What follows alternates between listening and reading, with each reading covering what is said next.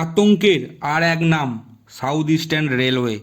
হাওড়া থেকে খড়গপুর বা মেদিনীপুর সময় আছে, ট্রেন আছে, যাত্রী আছে, নেই শুধু সময় মতো পৌঁছানো কোলাঘাট রেল স্টেশন।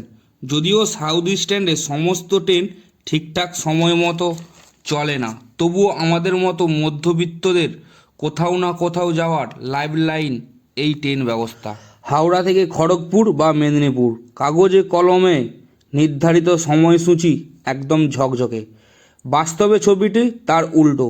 প্রতিদিন 2 থেকে 3 ঘন্টা দেরিতে লোকাল, ঘন্টার পর ঘন্টা দাঁড়িয়ে থাকা যাত্রী, প্ল্যাটফর্মে জমে ওঠা ফেলতে থাকা দীর্ঘশ্বাস। রোজগার জীবনে সময় মতো কাজের জায়গায় না পৌঁছাতে পারলে শুনতে হয় অনেক কটু কথা।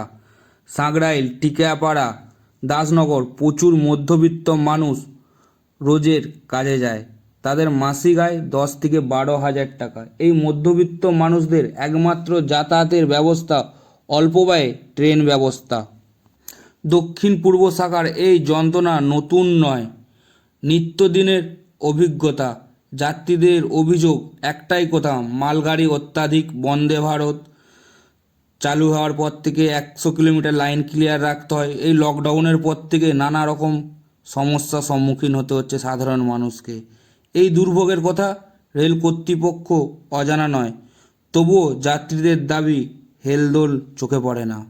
অত্যাধিক মালগাড়ির কারণে লোকাল দাঁড়িয়ে থাকে কখনো সিগন্যালের আগে, কখনো লুপ লাইনে। বাউরিয়া থেকে হাওড়ার এই কয়েক কিলোমিটারের রাস্তার মধ্যেই সারি সারিয়ে দাঁড়িয়ে থাকে মালগাড়ি, দেখতে পাওয়া যায় এই রাস্তার মধ্যেই। সেই মালগাড়িকে পাস করতেই লোকাল বেহাল অবস্থা।